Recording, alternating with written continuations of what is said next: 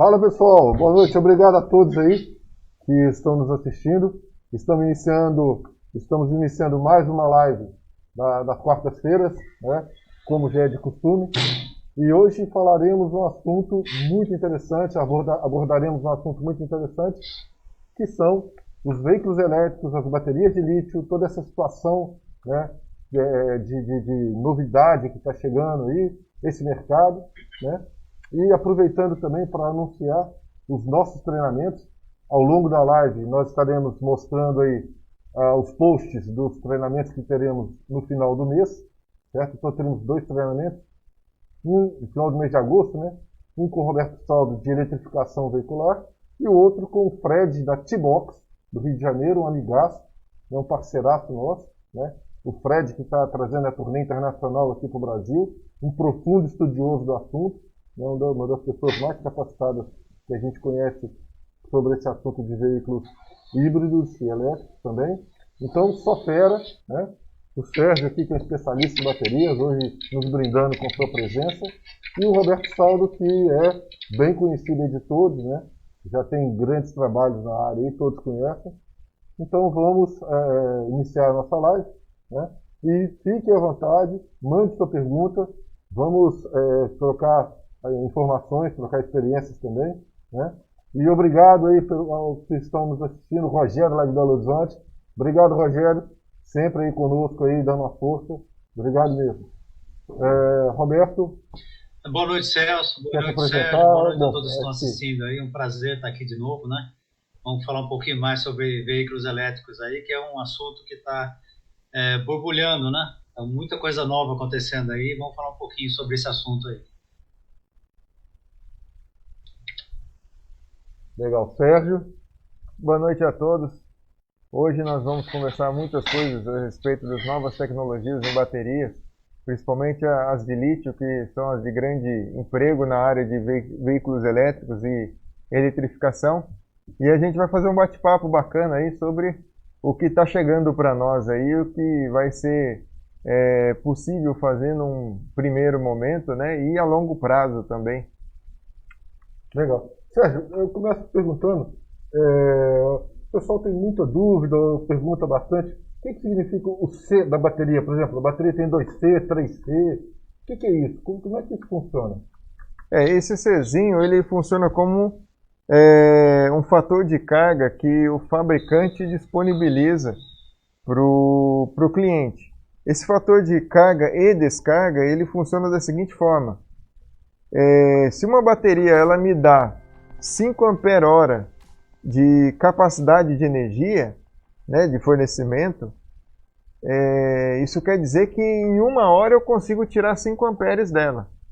Só que se eu precisar colocar uma carga nela, puxar uma energia maior que essa num espaço curto de tempo, como por exemplo, a arrancada de um motor, vou dar o start no motor, que é um momento de pico, onde ele vai puxar um máximo de corrente. Nesse momento, eu preciso de 3 vezes mais que essa quantidade de energia. Se o meu fabricante de baterias me fornecer uma bateria que me dê 3C, eu consigo tirar os 15 amperes de lá, né? Num espaço curto de tempo, geralmente 20 a 30 segundos. Alguns fabricantes oferecem até baterias com 2, 3 minutos com fator de carga alto, né? Só que, lógico, isso tem um custo financeiro, etc. e tal, mas esse fator C é a capacidade de descarga da energia, né, relacionada ao que ela pode dar num espaço menor de tempo. Então, se eu tenho lá uma bateria 2C, então é 2 vezes a carga que ela fornece em 1 hora, né? E assim por diante. Temos baterias aí até 5C. É coisa pra caramba para você quintuplicar a capacidade de fornecimento de energia dela num espaço muito curto de tempo. Então você consegue tirar bastante energia. Porém, é claro que isso também tem um custo operacional para a célula da bateria. Porque você começa a ciclar ela com muita violência. Então você também diminui a vida útil dela cada vez que você utiliza esse fator. Por isso é importante a gente trabalhar sempre na sequência nominal do fabricante, né? Dentro do datasheet do fabricante. Não ficar sempre fazendo uso desse fator para eu não diminuir a vida útil dela. Né? E assim eu tenho um banco de baterias que vai durar aí muitos e muitos anos, né? Ao invés de eu ficar ali ciclando ele e diminuindo a vida útil. Né? E também as questões de segurança, porque toda vez que eu faço uma descarga violenta dela, utilizando esse fator C, ela esquenta. Então isso é um fator perigoso, principalmente quando se trabalha com lítio. Sim, né? Lítio é bem perigoso. Só dar um olá pro Fred. Pô, Fred, legal. Obrigado aí, tá assistindo. Grande companheiro. Vamos passar o post aqui do treinamento, que vai ter no final de mês de agosto. Tá legal? Desculpa te cortar. Tranquilo, sem problema. Pessoal, a live aqui é assim mesmo, né? Bem em casa mesmo, né? Bem na cozinha mesmo, tá? Fique à vontade, Fique à vontade, manda a pergunta, legal? Charles Alberto, boa noite aí. Bom, desculpa, vamos lá. Tranquilo. Então, esse fator de carga, ele precisa ser analisado quando e restritamente os momentos que eu vou fazer uso dele, para tentar evitar ele ao máximo, no intuito de eu aumentar a vida útil do meu banco de baterias e principalmente a minha segurança. Né? Então, esses são os fatores que envolvem esse Czinho, que é muito importante na hora de você dimensionar um banco de baterias para o seu projeto de conversão. Certo. Então não é só ligar para o chinês e pedir uma bateria. Não é só fazer assim. Não é simples assim, não. Se fosse assim, tava fácil. Né? E, por exemplo, as conversões que o pessoal faz usando bateria chumbo ácido. Então, dá também, né? O uso da bateria de chumbo ácido funciona. Você vai conseguir alimentar um motor e tal. Porém, você vai ter um fator de peso muito elevado que não vai viabilizar o projeto. Dá para fazer, o carro vai andar, mas a autonomia vai ser muito baixa, até por conta da densidade de energia que essas baterias fornecem. Elas não são tão eficientes quanto as baterias de lítio, e principalmente pelo fato delas agregar um peso morto no teu carro, na tua conversão, muito grande. Certo. Né? E aí você fica limitado. Acho que quem pode falar melhor para a gente disso é Roberto Saldo, que já teve experiências em usar vários tipos de baterias, né, Roberto? Várias configurações. E como é que se comportou a bateria de chumbo ácido aí quando você iniciou e tal, que você já disse que usou bastante também. Essa é uma experiência que todo mundo passa por isso, né? A tecnologia melhorando, então quando eu usei a bateria de chumbo ácido, ela era bem ruinzinha, bem fraca, com pouca capacidade energética, né? Hoje a gente tem outros tipos de bateria aí, baterias estacionárias, né? Várias baterias aí também de chumbo ácido, né? Bateria, como chama essa seca, Sérgio? De gel, né, também. Gel, então, são baterias com um poder energético muito melhor do que a que eu trabalhei no começo, né? Então, eu peguei um preconceito danado com chumbo ácido logo no começo, porque eu gastei muito dinheiro e não deu o resultado que eu queria, né? Isso lá em 2007. Então, de lá para cá, eu nunca mais testei. Tem muita gente falando de bons resultados aí, mas bom resultado na internet a gente nunca sabe o que é, né? Eu não aconselho usar a bateria de chumbo ácido por causa do custo, do peso, né? Então, a capacidade energética é muito baixa com relação, se você comparar com outras baterias de lítio, por exemplo, né? Certo. Bom, você teve uma experiência, você disse que mandava um quarteirão. Dava uma volta no quarteirão, tinha que parar para abastecer de novo. Já acabava a bateria. Isso no começo era comum lá, né? Falou, às vezes o pessoal... começou na Europa, na verdade, né? Começaram antes dos americanos. E na Europa era chumbo ácido. E eram muitas baterias. Eu ainda pus poucas. Eles costumavam colocar 40, 50 baterias num carro. Imagina uma bateria de chumbo quanto pesa. Você colocar 50 baterias num carro é um absurdo. Né? Então, e a gente tinha que fazer isso, né? Para aprender, no começo era assim mesmo. Até a gente entender como funcionava tudo junto, era uma novidade muito grande, né? Então, é difícil para a gente entender sem fazer, né? Então, a gente acabou indo por esse caminho, mas hoje, sem dúvida nenhuma, o melhor caminho é a bateria as baterias mais modernas aí. de lítio, né? Legal. Legal. Outra questão que o pessoal sempre pergunta, Roberto, é da relação entre potência do motor elétrico e do motor térmico.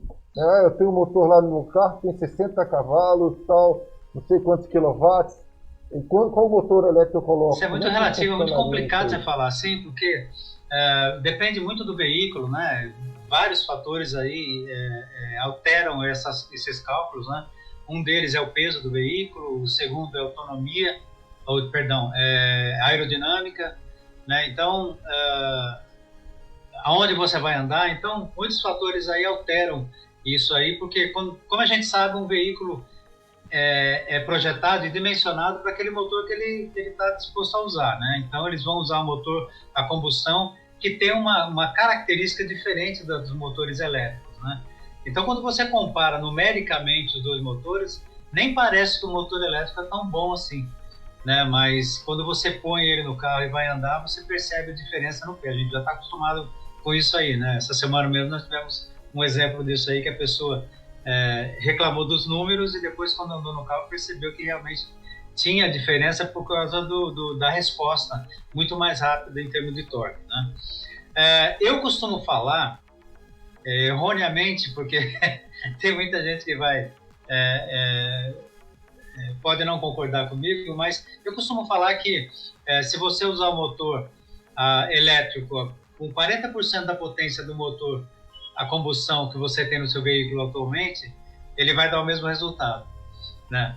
Isso não é 100% certo, mas é um número de base para você poder começar a trabalhar, né? Ele pode ter uma arrancada melhor, né? Porque ele tem um torque melhor, mas pode perder lá no final. Então, e outra coisa que você pode trabalhar também é o inversor, né? Hoje você consegue trabalhar o inversor, programar ele para o local onde você vai andar, jogar mais velocidade final ou mais torque de saída. Então você consegue fazer umas modificações aí nos inversores mais modernos, né? Isso não acontece muito nos controladores, né, que são motores monofásicos, para usar em motor monofásico, mas dos inversores, a maioria dele, a grande maioria hoje, você consegue regular ele para melhorar, né, e você trabalhar com motor elétrico um pouco menos potente para baixar custo e tudo isso, né? Legal. Dando um alô para o pessoal do Edmilson Santana lá no Recife. A turma de eletrônica dele está nos assistindo. Obrigado a todos aí. Edmilson, grande parceiro Hybrid, né? Consultoria Santana, um representante nosso lá no Recife.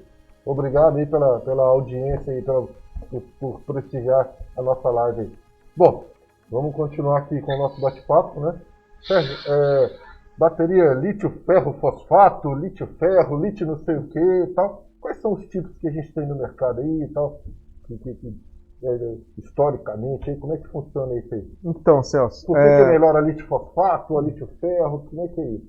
Então, a questão desse segundo elemento junto com o lítio é a quantidade ou melhor, é a densidade de energia que cada célula vai conseguir alojar, né? E aí também está relacionada a custo. Aquela que aloja mais, você vai ter um custo maior com ela. Porém, um fator que geralmente não se presta muita atenção quando se fala em baterias de lítio é a capacidade de ciclos que ela permite. E isso é um fator muito importante, principalmente quando você está dimensionando uma conversão veicular. Porque a bateria, praticamente, o banco de bateria, ele é geralmente 60% do custo da conversão. Então, basicamente, a alma do carro está ali. E aí você coloca uma bateria mais barata, o que acontece? A capacidade de ciclo dela é muito pequena. 500 ciclos, por exemplo, são as menores que tem no mercado. 500 ciclos. Isso quer dizer que entre uma descarga total e uma carga total, ele conta um ciclo. Certo. Mas total, né? Total. E se for metade? Total. Se for metade, esse é outro ponto. Metade ele não conta um ciclo inteiro. Isso é legal. Metade ele não conta um ciclo inteiro. Esse detalhe é importante, né? Por isso estica um pouquinho, mas entre uma descarga total e uma carga total, ele conta um ciclo. Depois de 500, a bateria já começa a responder de forma diferente daquilo que está no datasheet do fabricante. E aí você já não tem mais uma eficiência energética ali.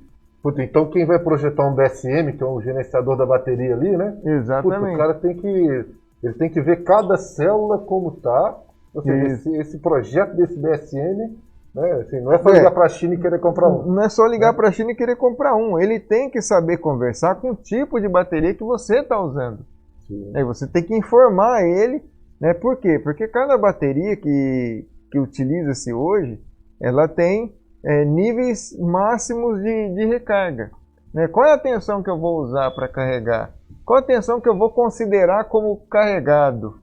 Né? Então eu tenho que considerar isso daí. Eu tenho que comprar meu gerenciador de carga e descarga, meu gerenciador energético de bateria, de forma com que ele converse com as minhas células, para poder manter elas em segurança, né, e esticar a vida útil delas, né, que sem um BMS é impossível pensar em fazer uma conversão veicular. Então dessa forma eu consigo também trabalhar a vida útil do meu sistema como um todo, né, eu escolhendo ali uma célula de bateria que tenha uma quantidade de ciclos boa, considerável, né, que está em torno de 700 a 1000 ciclos de carga e descarga. E também a densidade de energia que cada uma dá. Geralmente elas estão entre 3,7 volts, mas algumas baterias já disponíveis no mercado hoje, elas conseguem fornecer 4,2 volts, que já é interessante, porque você trabalhando com essas baterias, você consegue diminuir a quantidade de células, portanto, a quantidade de peso morto. E aí você pode converter esse peso ou em peso útil, né, a quantidade de pessoas que você quer carregar dentro do carro, ou aumentar a autonomia para uma mesma quantidade de células, né? Então você tem esse balanço para fazer. Naquilo que o Roberto estava falando, os fatores que implicam, né, no dimensionamento do motor, a relação entre o motor a combustão e o motor elétrico, é outro ponto que a gente tem que levar muitas informações em conta, né? A aerodinâmica do carro, o atrito dos pneus, qual pneu que eu estou usando, todas as questões de perda por atrito da mecânica do veículo, porque também pode se considerar a transmissão ou a propulsão direta. O Gustavo Tinelli, obrigado aí, Gustavo, que está nos assistindo aqui, né? Ele está falando da tolerância à perfuração, LFP, traz uma boa performance de segurança. São poucas NCMs que toleram esse abuso. Né? Isso é verdade. Isso aí. As baterias LFP são as mais utilizadas, que são mais seguras, têm um desempenho melhor. Por quê? Que o lítio, o que acontece? O lítio, quando ele entra em contato com o ar, ele tem uma reação espontânea. E aí ele começa a liberar gases. Dependendo da temperatura que chega ali, ela se eleva muito rápido, ele pode até pegar fogo ou explodir. E é proibido até andar em avião, né? E é proibido andar em avião. Não pode. Até aquele MacBook, né? Teve problemas. Um laptop lá da Apple, né? Que não pode. Eles estão usando hoje materiais orgânicos. Está proibido por norma internacional. Sim, tem bastante material orgânico. Agora está chegando ao mercado uma bateria de lítio-ar.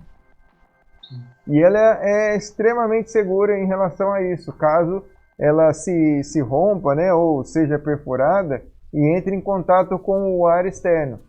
Como ela tem como reagente o próprio ar, você não tem mais esse risco. E já está chegando ao mercado esse tipo de bateria. Ó, pessoal, aqui, ó, legal, obrigado. O pessoal está me informando aqui o seguinte, ó.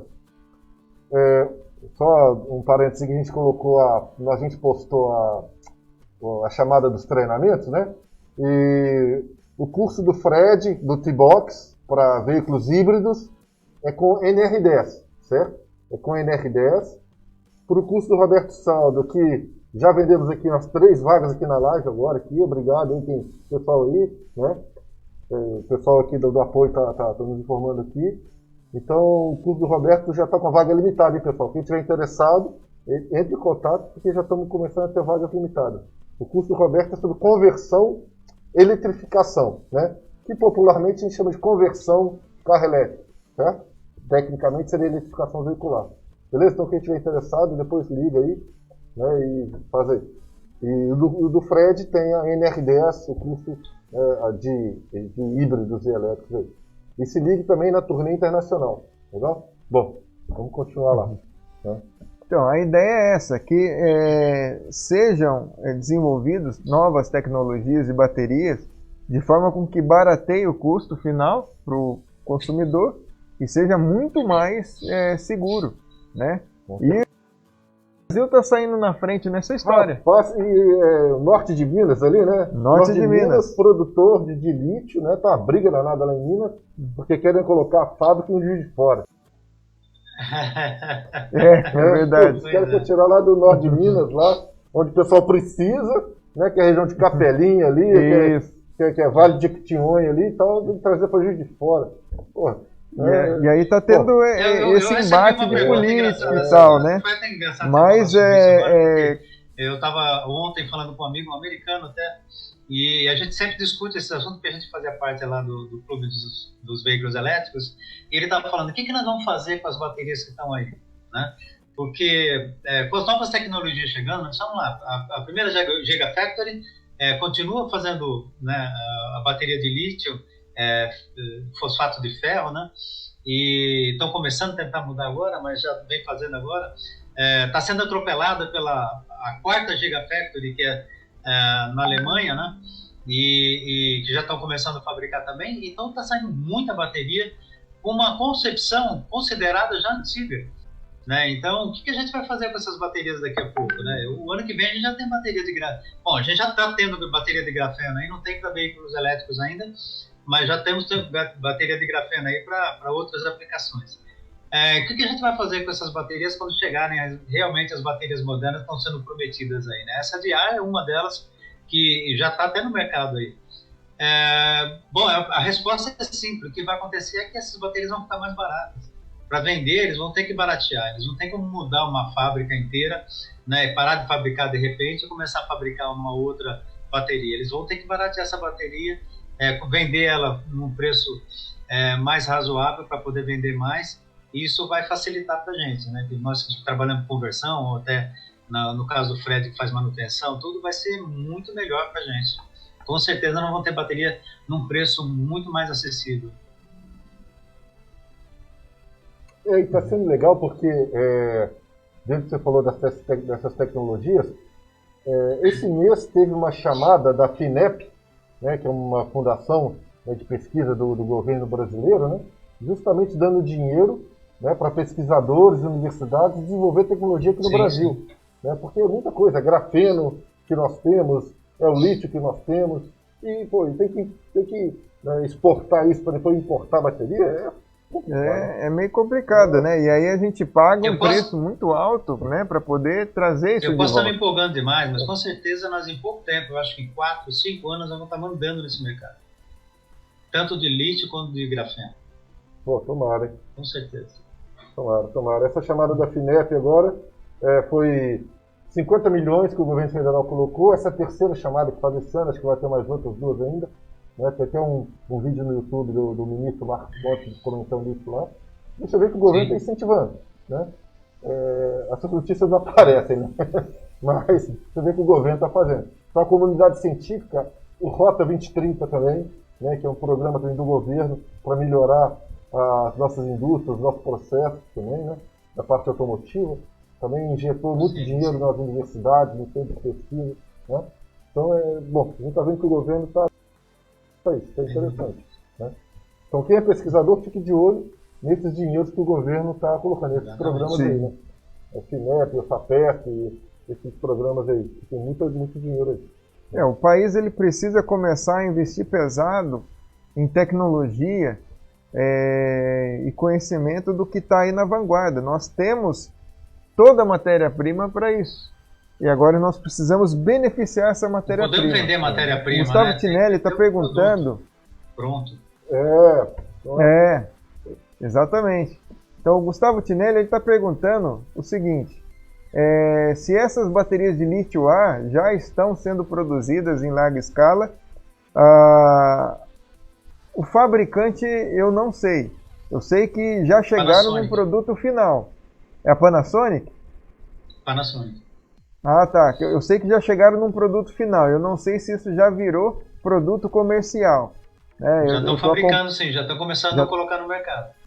Ah, então já está entrando no mercado e pela Panasonic, então. O Roberto acabou de confirmar para a gente aqui. O Fred fez um comentário também. Esse aí, ó.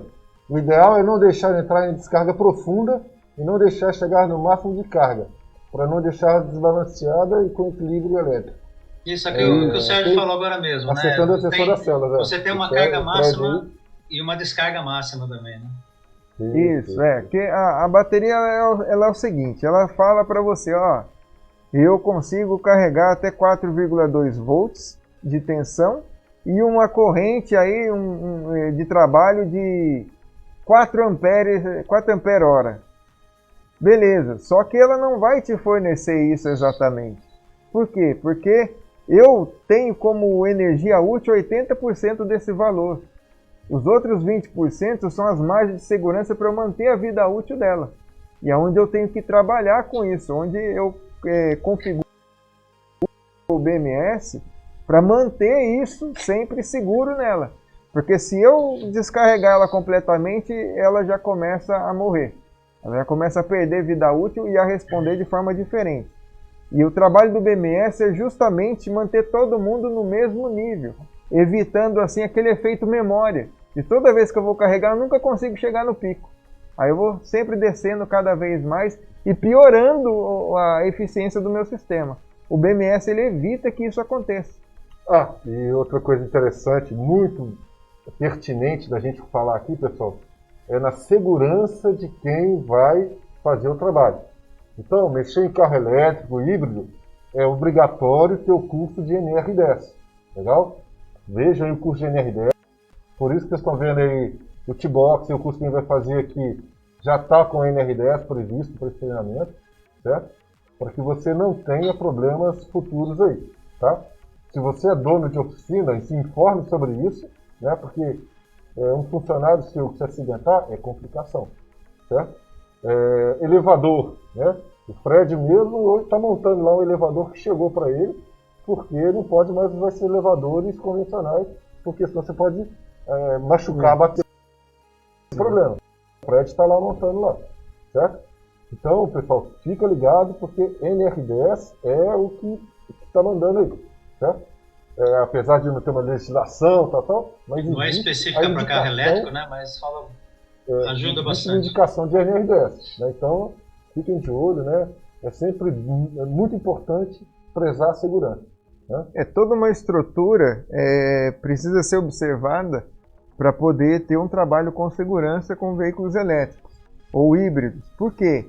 Como o Celso acabou de falar, o elevador é diferente para não ferir o banco de baterias. As ferramentas elas têm que ser isoladas, né? E padronizadas, né, com as cores, etc. e tal, para não fecharem curto na hora de você mexer com as peças lá. Pô, apertando lá um parafuso ou uma rosca, de repente a chave bate em 2 terminais que estão conduzindo, pode fechar curto. E isso é muito perigoso, porque nós estamos falando em tensões elevadíssimas no veículo. As luvas, no curso do Roberto, ele apresenta as luvas. As luvas. Né, elas têm que ter certificação, tem validade. Sim. Né, esses testes da luva de isolação. Né?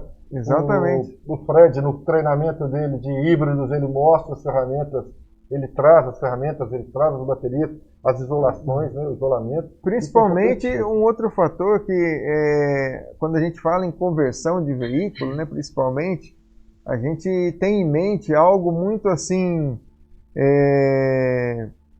caseiro, né? Eu vou tirar um motor, vou colocar um elétrico e vou enfiar uma bateria e tudo certo. Não, tem que tomar cuidado com isso daí, porque mexer com eletricidade é algo extremamente perigoso. Você precisa de apenas 100 mA. 100 mA para te matar. É 0,1 ampere para te matar. 100 mA.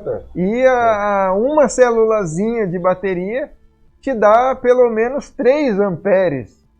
de energia, entendeu? Então isso é muito perigoso. Então criar procedimentos para se trabalhar, seja com conversão, seja com manutenção de veículos, é extremamente importante. E todo local onde está se trabalhando com veículo elétrico é preciso ter um aterramento para você ancorar o teu carro nesse terra e descarregar toda a energia parasita que está na estrutura do veículo. Porque caiu. A estrutura dela não é terra. Acho que a live caiu. Caiu? Caiu? Caiu. Esperar aqui. Tá rodando, pessoal? Tá rodando? Então, quem está vendo aí, dá um ok aí. Tem problema também. Acho que caiu, né? Acho que deu problema no comentário. Tá continuando? Será? Bom, dá um ok aí, pessoal. Vamos ver. Pode continuar? Beleza. Tá bom. Acho que foi só os comentários que travaram, né? É. Ah, legal. Beleza, então. Então, todo o trabalho que você vai fazer com veículo elétrico é importante ter aterramento. Sim, puta. Porque a carcaça do carro não é terra. Ela é a massa. Ah, pessoal, eu te digo, ó, a carcaça do carro não é terra. Olha só, hein? Ela é a massa. Então tem uma diferença entre terra, massa e neutro. Isso. A gente tem que prestar atenção nisso daí. Então toda a carga parasita fica na carcaça do veículo. Então antes de fazer qualquer trabalho no carro, até com o intuito de me manter seguro e evitar queimar os equipamentos que eu tenho dentro do veículo, eu aterro a carcaça do carro.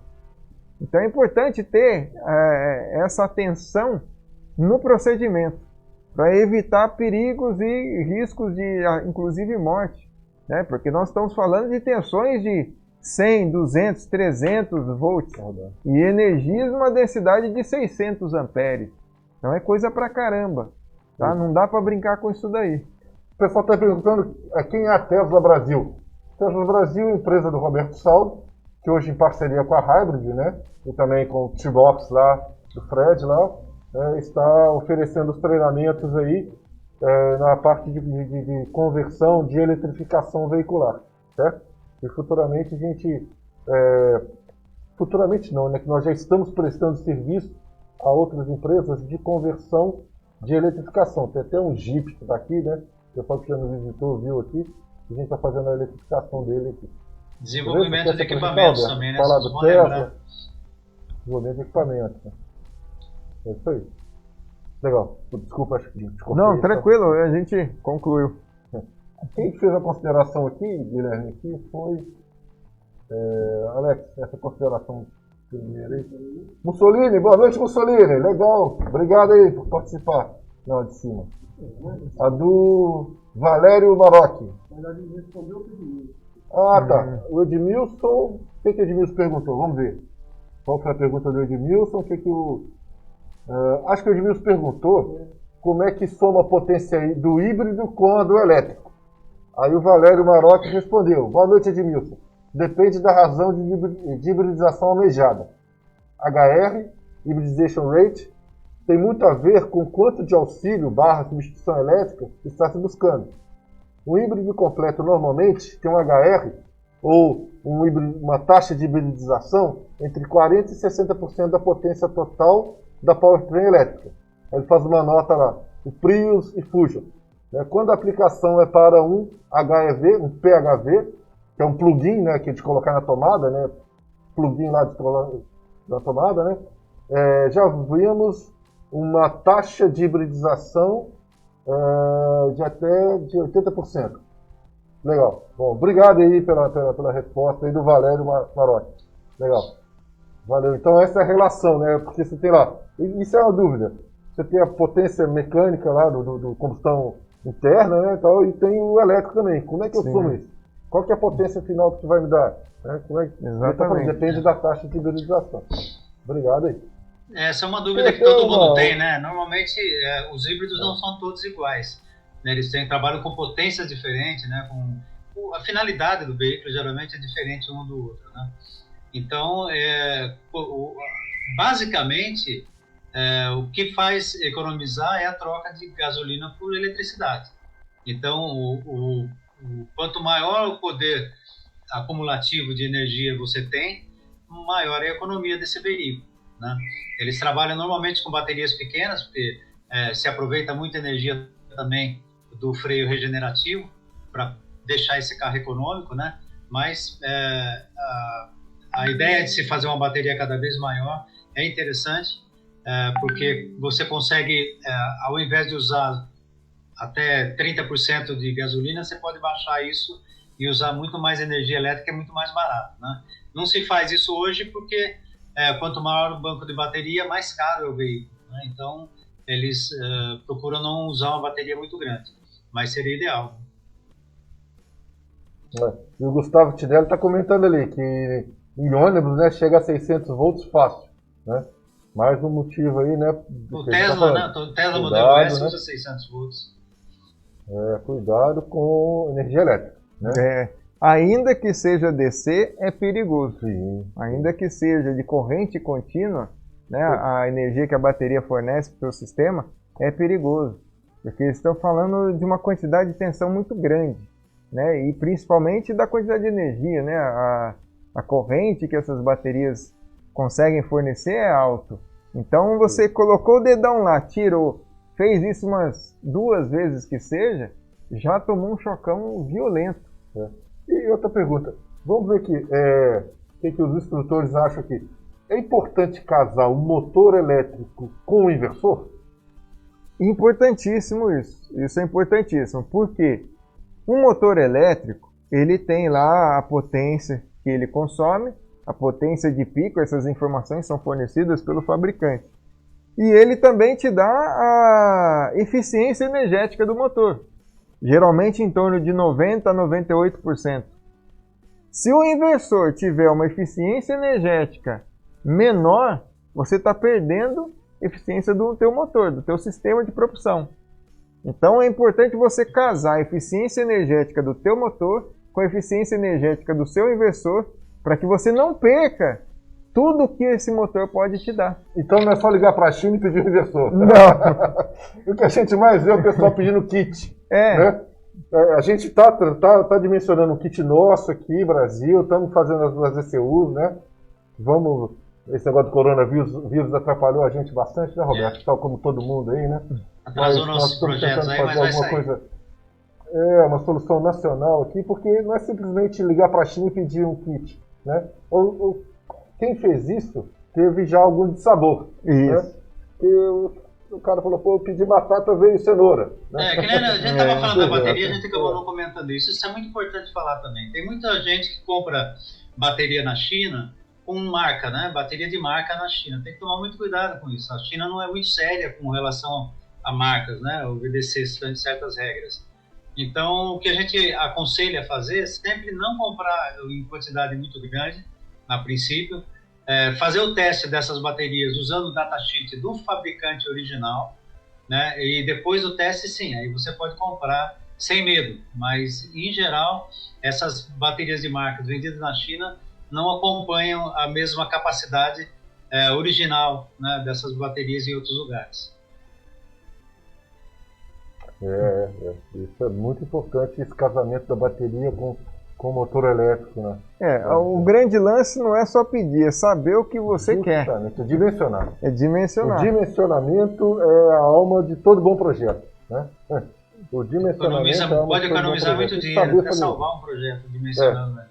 E esse é o tema que a gente aborda no curso do Roberto de eletrificação. É justamente isso, né?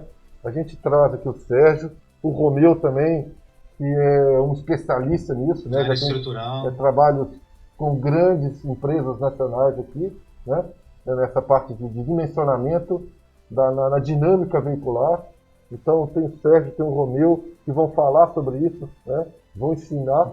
Aí o pessoal chega com muita dúvida. E quando sai do treinamento, o pessoal sai até meio assim, porque vê que não é pãozinho na padaria, né? Não é simplesmente, eu quero fazer, eu vou ligar para a China, falo com o Xing Lao lá, ele manda lá, cuidado, o Xing Lao pode dar pau, entendeu? Então, beleza? Fred, o Fred está falando, tem vários novos projetos aí saindo no Brasil, né? Tem alguns em andamento aí, alguns prometidos que não saíram por causa dessa pandemia, mas com certeza a gente tem fabricantes de motores aí, já com o motor pronto, né? Só esperando inversores, alguns com o motor pronto e comprando o inversor lá fora. Quer dizer, a gente tem muitos projetos em andamento e o nosso também vai sair em breve. E a gente vai ter um kit brasileiro, brasileiríssimo, aí, com motor e inversor brasileiro aí, para a gente poder colocar no mercado aí. Fortemente. O Fred está até fazendo consideração que, inclusive, a regeneração é feita pelo inversor. Isso mesmo. Obrigado, Fred. Legal. Sim. E o propulsor é uma hora gerador, com essa alternância feita pelo inversor. Gerador, inversor, ou seja, é muito importante, né? Essa é uma dúvida que muita gente tem, né? O pessoal fala, como que faz freio regenerativo, né? Só basta inverter o motor? Não. Você tem que ter um inversor próprio para isso. Tem inversores que não fazem isso. Os mais antigos não faziam isso. Os controladores mais antigos também não faziam isso. Então, você, quando quer um carro com freio regenerativo, você tem que escolher o inversor que tem essa opção. A ideia do freio regenerativo, foi até bom o Frederico lembrar isso, que o inversor ele é um conversor ou DC-DC ou DC-AC, mas de mão dupla, né? Ele é bidirecional, tanto ele se comunica com o motor, como se comunica também com a bateria, e aí ele faz essa comunicação. Agora, foi até bom falar sobre isso, porque também lembra um outro fator de segurança, que é no momento que você tem um problema com o teu carro elétrico, e ele precisa ser guinchado.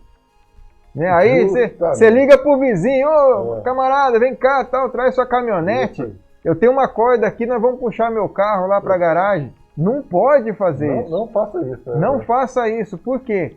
Porque se você está movimentando o teu carro elétrico e ele tá lá, o motorzão dele está girando, o que acontece? Ele vai começar a gerar energia. E aí você está puxando o teu carro e está mandando energia para a bateria.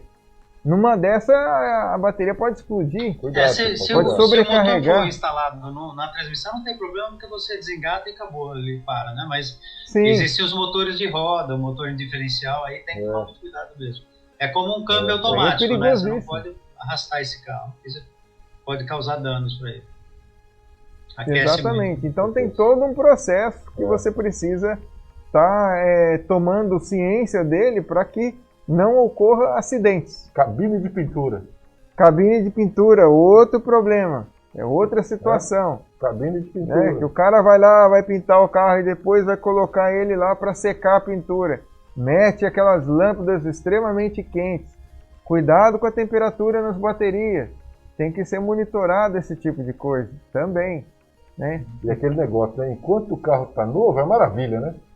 Aí o cara já tem uns 5, 6 anos lá, 8 anos, 10 anos. Porra, comprei um híbrido, nossa, comprei um elétrico. Pum.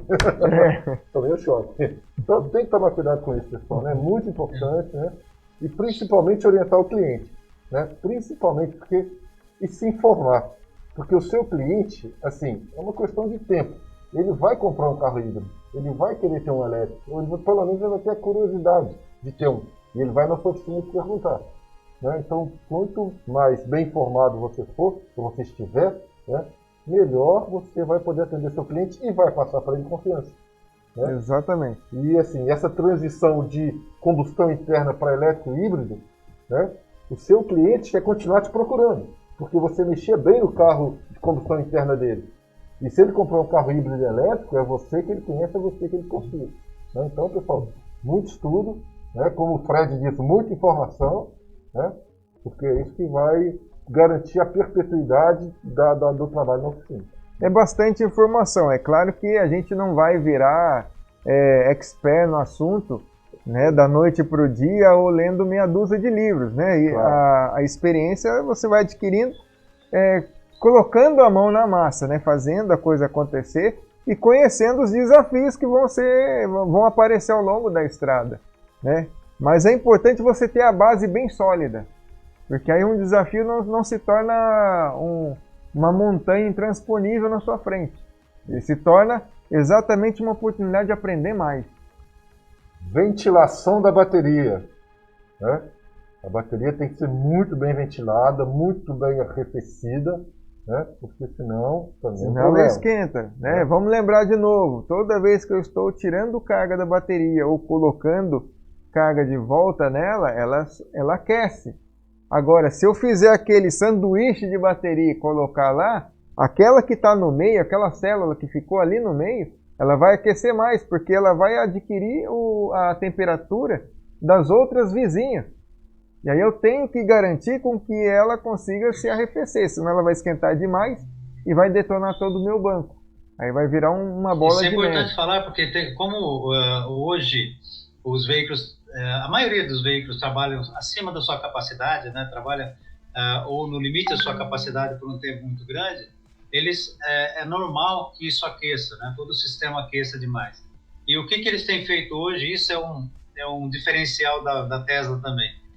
Arrefecimento, né? Então, quando você tem um sistema de arrefecimento eficiente, você consegue aumentar a vida útil do seu equipamento, né? E hoje a Tesla, por exemplo, consegue carregar o banco de bateria dela quase 60% em 20 minutos, para andar 400 quilômetros. Quer dizer, é muito rápido se você pensasse 2 anos atrás. Por que eles conseguem isso? Mudaram, sim, algumas coisas em bateria, né, em termos de química, mas o principal, eles melhoraram muito o arrefecimento dessas baterias. Então, hoje eles conseguem tanto a utilização dessa bateria em altíssima performance, como eles conseguem também o abastecimento dessa bateria numa velocidade muito grande, controlando o aquecimento dela para que ela não se deteriore muito rápido.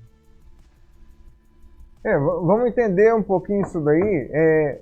Por que a bateria aquece, né? Por que ela esquenta tanto e tal?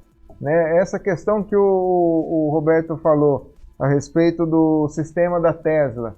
Né? Pô, os caras conseguem carregar o banco de bateria dos veículos deles numa velocidade absurdamente alta. E a bateria está como se fosse nova para poder desempenhar 400 km e dá uma garantia de 10 depois anos de 20 minutos. E tem essa garantia enorme, que eu acho que nenhuma outra montadora dá uma garantia tão grande assim no banco de bateria. Só a Tesla que dá 10 anos. Agora, vamos pensar, o que acontece ali? Toda a célula de bateria, ela funciona como se fosse uma fonte ligada a uma resistência elétrica. Aí você tem esse processo. Quando você está mandando energia ali, naturalmente você tem o que eles chamam de efeito Joule, que é a dissipação energética devido à resistência elétrica, que é a dificuldade que a energia tem de chegar onde precisa ir. Ela está sendo resistida, né, vamos dizer assim. É justamente o nome resistência elétrica. Então, essa dosagem, né, como se fosse uma espécie de gargalo, ele tem que dissipar essa energia para poder segurar ou dosar essa energia que está passando por ali. Então, todo condutor elétrico, ele se comporta como se fosse uma resistência. Por isso, ele aquece quando tem uma corrente muito grande passando por ele, ele não comporta aquela corrente, chegando até queimar, inclusive. Né? E aí as baterias elas esquentam justamente por isso, porque está entrando uma densidade de energia ali de uma forma constante, e aí a resistência vai esquentando. É igual a resistência de chuveiro, é o mesmo procedimento. Então, quando você tem uma descarga muito grande, se ela aquecer demais, ela vai diminuindo a capacidade de condução e piorando a carga. Ela deixa a carga mais lenta. Por isso a necessidade de arrefecer. Por isso a necessidade de você tirar calor do banco de baterias. E aí cada empresa, né, que nós temos aí, as montadoras, utiliza um processo diferente. Líquido refrigerante, gás refrigerante, ou até mesmo o ar, como sistema de arrefecimento das baterias. A maioria dos híbridos hoje é com ar, né? A maioria dos híbridos hoje é com ar. Né? Algumas montadoras, os puros elétricos, utilizam... legal, o Amaury está falando que a Toyota dá 8 anos de garantia no banco de baterias dela. Isso é legal. Obrigado, Amaury. Está cada vez maior. Até um tempo atrás era 5 anos que a Toyota dava. Já está em 8 anos. Isso está muito bom. 8 anos. É isso, Tinelli, Gustavo Tinelli. Lembrar que a bateria tem que ter espaço, ele colocou entre aspas, né, para essa energia regenerada. O Fred falou que também regenera, né, tal, ali, e tem que ter espaço para regenerar. Por isso que precisa do inversor. O inversor é inteligente para isso. Ele vai saber quando ele pode regenerar e quando ele não pode mais regenerar. né? Então ele corta esse sistema quando a sua bateria está muito cheia, né? Que é muito difícil acontecer. Exatamente. Porque em geral esses carros bom, no caso de veículos elétricos, 100% elétricos, né? Você começou a andar, a carga já começa a baixar um pouco, e como o poder de regeneração do freio não é tão grande assim, é difícil a bateria estar 100% cheia quando ele for regenerar. O Fábio Simões também está falando, a Mitsubishi também dá 10 anos na bateria. Opa, legal. Obrigado, Fábio. O Guilherme Vasconcelos está perguntando, o sistema de arrefecimento dos veículos elétricos híbridos é parecido com o sistema de veículo a combustão? Essa é a pergunta dele. Não, totalmente diferente, né? É completamente diferente, porque eles têm propósitos diferentes, né? Geralmente, os motores a combustão, eles utilizam, né, aquele líquido refrigerador que vai lá no... A base de etileno glicol, né? Isso. Que vai ali no radiador e tal, né? Que é para tirar a temperatura interna do motor lá, para ele não chegar a derreter. Mas no caso das baterias, você tem que ter um sistema mais eficiente que isso. Que ele consiga consumir uma quantidade muito grande de calor num espaço curto de tempo. Apesar de ser parecido, e aí utiliza-se o gás. Oi? Apesar de ser parecido o sistema, mas o intuito da refrigeração no veículo a combustão é manter a temperatura. O veículo a combustão não pode trabalhar muito frio, ao mesmo tempo que ele não pode trabalhar muito quente. Então ele mantém um nível de temperatura. Já no caso dos veículos elétricos, é baixar a temperatura, manter ela o mais baixo possível, que isso é o mais importante, né? Então a diferença básica dele é isso aí. Isso, é justamente por aquilo que eu estava explicando, da resistência elétrica considerada no sistema de bateria. Todo condutor elétrico, ele é considerado como um resistor. E aí, quanto mais frio você tiver ali, né, quanto menor for a temperatura, mais próximos os átomos estão entre si. E aí eu tenho a menor resistência possível para poder conduzir os elétrons para aquilo que eu quero, né? E assim, por isso que os supercondutores só se conseguem em temperaturas criogênicas, muito abaixo de zero, né? Que aí você praticamente tem uma resistência virtual nula, né? Virtualmente nula. E as baterias, quanto mais frio elas trabalharem, mais eficiente elas serão. Elas vão carregar mais rápido e vão trabalhar melhor. Legal. Bom, perdemos contato com o Roberto? Acho que não, né? Viu? Tá. Estamos tentando restabelecer o contato com o Roberto, tranquilo. Ô Marcel, boa noite. Obrigado aí por participar da live conosco aí. Certo? Pessoal, querendo, envia as perguntas aí, tá? E, a gente vai falando, já estamos com quase uma hora de bate-papo aí. E é um assunto que rende, né? Tem bastante coisa para falar. É um assunto que rende mesmo. Nossa, rende bastante até. Bom, investidores... Saiu? Não. Tá. Uma coisa bacana para ser dita é que quando a gente fala na conversão, né, a gente foca muito na bateria e no motor. Imagina os subsistemas que tem dentro do carro, né? Que eu tenho rádio também, né, para tocar no carro, rádio entre aspas, né, meu? Vou ter que cortar. Um ok especial aí, agradecimento especial a Clarissa, a Sara que estão nos assistindo aí. Obrigado aí, certo? Obrigado à audiência aí, obrigado às duas. A Iracema, o Eduardo também, obrigado aí, né? E por incentivar os filhos a participar, né? E a já desde pequeno ter essa boa formação. Obrigado aí. É boa, meninada, né? É bom participar. Conhecer a tecnologia desde já. Isso aí, obrigado. Então, a ideia é que é o seguinte, a minha bateria ela fornece tensão e uma corrente necessária para a autonomia que eu desejo para o meu motor, que é o meu grupo motopropulsor. Agora, e para os meus subsistemas que eu tenho no carro? Eu tenho equipamentos que trabalham com 12 volts, que trabalham com 5 volts dentro do meu carro, né? as lâmpadas do painel, a sinalização, o meu farol. Como é que eu alimento tudo isso, né? Então, o que eu faço? Eu coloco uma bateria auxiliar ou eu uso a mesma energia do meu banco de bateria? Você tem essas duas opções.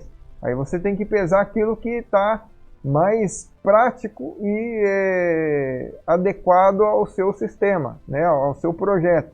Por quê? Porque eu posso colocar uma bateria lá de carro, né? Uma bateria normal, 12 volts, coloco ela lá para funcionar. Só que eu também tenho que pensar numa forma de recarregar ela, já até porque o meu sistema que carrega o meu banco de baterias, ele não vai servir para carregar a minha bateria auxiliar. Caiu aqui, de 12 volts. Caiu todo mundo? Não, eu acho que você, Roberto, a sua imagem está fora, mas acho que o seu áudio está aparecendo. Eu troquei de computador aqui. Se você quiser comentar, pode comentar. O pessoal não vai te ver, mas você pode comentar aqui. Agora apareceu. Agora apareceu, tá lá. Chegou. Uma outra consideração que a gente era legal fazer é que assim, a conversão, né, a eletrificação veicular, ela pode ser uma boa saída para o Nordeste ou para as fazendas, Mato Grosso. Sim, né? Principalmente. Porque você pode, o fazendeiro ali, o sítio, né, ou a prefeitura, ela pode colocar um painel solar para o pessoal poder recarregar. E, por exemplo, você falar em comprar um carro zero para eletrificar, economicamente talvez não seja viável, pelo que você vai gastar na eletrificação. Exato. Mas você pegar um carro mais usado, né, que tem um custo aí de 3 mil, 5 mil, um carro bem velho mesmo, né, para poder rodar na fazenda ou fazer algum pequeno serviço, aí o painel solar que está instalado já funcionaria como um posto de gasolina. Então, nessa situação, a eletrificação é muito interessante. Esse é o objetivo, né? Pelo menos nos Estados Unidos, o objetivo de todo mundo que tem painel solar em casa é se tornar autossuficiente, né? E para isso, o que eles fazem é comprar um veículo elétrico, né? Todo mundo que tem um painel solar na casa compra, porque antes eles vendiam, aqui no Brasil não pode vender, você troca, mas lá você pode vender para o Estado a energia excedente. Então, como você acaba vendendo mais barato, então vale muito mais a pena você abastecer seu veículo. Então, hoje, quem não tem o veículo 100% elétrico são muito poucos, né? Porque hoje você compra um Tesla modelo 3 lá por $35 mil, um carro muito barato pela qualidade. Quem não tem um 100% elétrico tem pelo menos um híbrido plug-in, né? Que pode abastecer a bateria também. Agora, um kit de conversão bem feito aí, a gente calcula que seja o quê? 50 mil reais? Uns 30 mil hoje. 30 mil, 35 mil, 40 mil no máximo. E aí seria uma solução para as fazendas, né? Para localidades distantes, assim, né? Que poderiam ter uma integração maior usando esse tipo de veículo. Sim. Né? Tá bom. Até a ideia da gente produzir esses equipamentos no Brasil é realmente baratear isso, né? Porque hoje, com o dólar no nível que está e mais o valor de importação, fica inviável, né? Então, complica. E tem um outro fator também que é crítico, né, Roberto? Que é o suporte técnico. Né? Que você está importando o equipamento, está trazendo de fora. Chega aqui, ele apresenta algum problema no funcionamento normal dele, aí o custo de enviar de volta para lá para os caras verem o que está acontecendo é seu, não vale a pena. E com essa pandemia, a gente está vendo aí a dificuldade que está sendo importar as coisas, né? Sim. Então, que isso sirva de um aviso, né, para os nossos governantes que a gente deve, que esse governo, à medida do possível, deve valorizar mais e dar condições mais à indústria nacional. Por isso que esse projeto de financiamento como FINEP, né, FAPESP, isso que está acontecendo agora, né, a gente acha bem importante para tentar desenvolver essa tecnologia no Brasil. A gente está vendo uma fala do ministro e do secretário, né, ele dizendo que a indústria 4.0, né, o pessoal está... que no Brasil 75% parece é indústria 1.0. Exatamente. Né? Não é 4.0, é 1.0, ou seja, depois que passar essa pandemia, vai ter um gargalo de retenção muito grande. Muito grande. Porque a automação das indústrias é muito pouca. A automação nacional é muito baixa. Então o governo tem que incentivar, e o brasileiro também, né? O brasileiro também. Teria que, é o que o cara falou, nessa pandemia, não vai comprar, não vai viajar para outro lugar para comprar, compra na sua vizinhança ali. Né, isso, exatamente. Fortalecer a empresa da região. Né?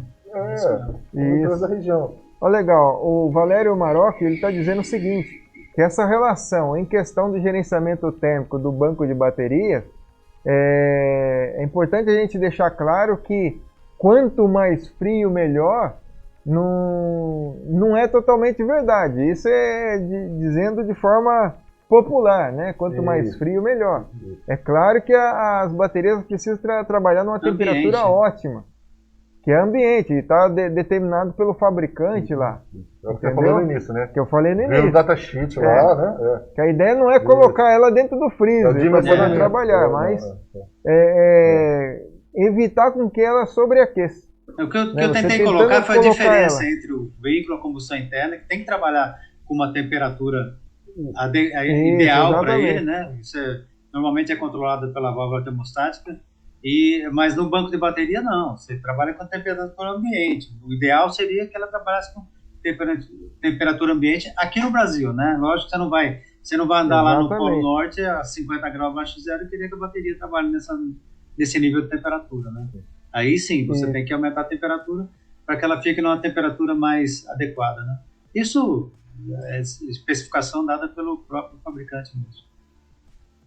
O Júnior Donzelli, obrigado Júnior, Mato Grosso, na escuta. Manda um abraço para Ribeirão Cascanheira, Mato Grosso. Um abraço aí para Ribeirão Cascanheira. Abração aí para todos aí, né? Legal. Em Ribeirão. Obrigado aí, Júnior, valeu. Manda um alô pro Chico do CDM. Breno Rocha, legal. Obrigado, desculpa aí, tranquilo. Outra coisa que é bacana a gente falar também, né, pra gente também não esticar tanto, porque é muita coisa, é muita informação. Mas é interessante a gente ver que a gente está analisando a tecnologia crescer e cada vez mais a indústria ficando automatizada. Para onde vai os empregos e tal, né? Todo esse tipo de coisa. O que acontece? Existe um mercado paralelo que também está crescendo com essa tecnologia da eletrificação automotiva, que é justamente a reutilização dos insumos da indústria. Né? Como, por exemplo, aquela bateria, aquele banco de baterias que não serve mais para o veículo elétrico, ela não vai ser literalmente descartada no lixo ou recolhida pelo fabricante. Você pode pegar ela e empregar num sistema fotovoltaico off-grid, para fazendas, sítios, coisas onde a energia elétrica não chega até ele. Então tem uma reutilização de todo esse material. Né? Dá para ser utilizado, reutilizado e por aí Principalmente vai. Principalmente em países do terceiro mundo como o nosso, que não tem uma infraestrutura ainda completa, né? E isso vai ajudar muito pessoas lá Então vai ter toda uma gama aí de oportunidades em volta. Tinha alguém perguntando alguma coisa ali? Tem mais alguém perguntando? Vamos ver, o pessoal vai passar para a gente as perguntas ali, vamos ver as considerações também que são feitas. Eu vi uma pergunta aí. Tá, aqui ó. Possível fazer a conversão para motor elétrico em embarcação? Kiko Casimiro, obrigado Kiko. É contigo, Roberto. Sim, é possível sim fazer, já existem, né, barcos elétricos. Era muito comum antigamente aquele motorzinho de polpa elétrico para pescaria em rio, né, que você tem os dois motores, usa um motor elétrico só para não fazer muito barulho e tal, mas hoje já tem motores de alta potência, né, de alta performance e barcos com novos opcionais, né? Hoje tem barcos que não usa âncora mais, por exemplo, né? Ele consegue se manter parado usando o GPS, né, na mesma posição, sem precisar usar uma âncora. Então, por quê? Porque tem tecnologia, tem muita carga envolvida ali, dá para você colocar 4 motores nele para você manter ele parado. Isso, lógico, no outro nível, no nível lá em cima, muito mais caro, mas aqui embaixo dá para você hoje já equiparar os motores elétricos a motores de polpa, né, combustão e motores centrais também, né? Tem alguns motores, muitos barcos usam motor diesel e motor a gasolina mesmo, que estão já trocando e colocando motor elétrico. Hoje, não muito no Brasil ainda, por questão de custo, né? Mas lá fora já está acontecendo muito. Principalmente, por exemplo, em veleiros, né? O veleiro, normalmente, ele tem um motor diesel, né? Esse motor, aqui no Brasil, pelo menos, normalmente ele é diesel, e não cabe, né? Não dá para você imaginar um cara naturalista que tem um veleiro com motor diesel, fedendo diesel lá dentro desse barco. Então, tem muita gente querendo fazer essa mudança, e isso vai acontecer gradualmente, gradativamente, conforme o banco de bateria vai baixando de preço e os kits vão aparecendo aí no mercado. Mas já existe e com certeza vai chegar nas nossas mãos aqui.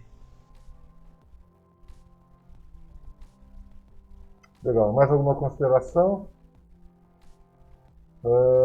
Boa noite, pessoal. Sou o graduando Davidson Silva, né? O Davidson estava falando, graduando de Engenharia Mecatrônica, estou no Senai Montes Claros. Quais as tecnologias são utilizadas para o monitoramento das baterias? Montes Claros, pessoal de Montes Claros, obrigado aí. Legal. Conheço bastante Montes Claros. Obrigado por participar aí, pessoal. Então, monitoramento das baterias, né, que basicamente eles utilizam o equipamento chamado BMS, né, que é o gerenciador de baterias, é um sistema gerenciador de baterias. Então ele pode ser ativo, pode ser passivo, né, e aí cada um tem uma eficiência de trabalho, mas basicamente os dois trabalham bem, tá? O que ele faz? Ele lê lá a tensão de cada grupo de baterias do seu banco, ele lê a tensão e compara com a última informação que ele recebeu. E aí assim ele vê quem está descarregando mais rápido, qual célula está descarregando mais rápido, e aí ele começa a criar um atraso na corrente ali para poder fazer com que todas as suas células descarreguem na mesma velocidade e na mesma proporção ou densidade de energia que é requisitado do seu banco. Dessa forma você salva a vida da sua bateria, você aumenta a vida útil dela, inclusive as questões de ciclo e a segurança do seu banco, né? No momento da carga, o BMS ele vai fazer o mesmo procedimento. Ele vai garantir com que a quantidade de energia que está sendo colocada no teu banco de baterias seja igualmente distribuído para todas as células. E assim você não tem um risco de sofrer um efeito memória ou sobrecarregar uma célula porque a outra ainda não carregou. E assim você diminui a capacidade do seu banco. Então ele controla isso. Então é o BMS que faz isso, né? E aí tem várias tecnologias, né? A mais conhecida aí, que é mais empregada nos veículos comerciais, que é o BMS ativo, né? Ele trabalha ativamente no processo de descarga e recarga da bateria. E ele é desenvolvido pela Texas Instruments. Bom, pessoal, é uma pena. O assunto está muito bom. Então, para ver que se a gente continuar aqui... Passa a noite falando de carga. Meia-noite. O pessoal ainda colaborando, perguntando, interagindo, né? Igual o pessoal está interagindo. Muito obrigado aí. Mas, infelizmente, nós vamos ter que terminar, né? Guilherme, coloca os posts para a gente dos treinamentos aí, por favor, tá?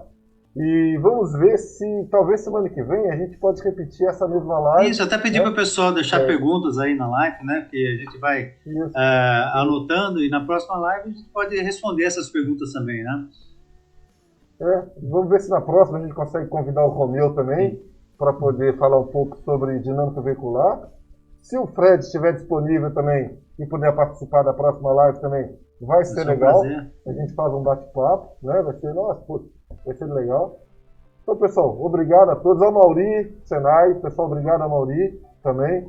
Vamos ver se a gente consegue fazer uma live também. Foi, acho que legal. O pessoal do Senai tem muito a ajudar, muito a acrescentar, né?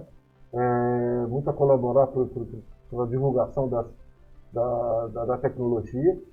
Pessoal, obrigado a todos, né? Infelizmente vamos terminar, tá? Mas semana que vem vamos ver se a gente faz uma nova dessas aí, trazendo ou comentando mais novidades, trazendo mais novidades e comentando mais um pouco. Roberto, Sérgio, grande abraço a todos aí, muito obrigado, né, pela participação aí na nossa live aí.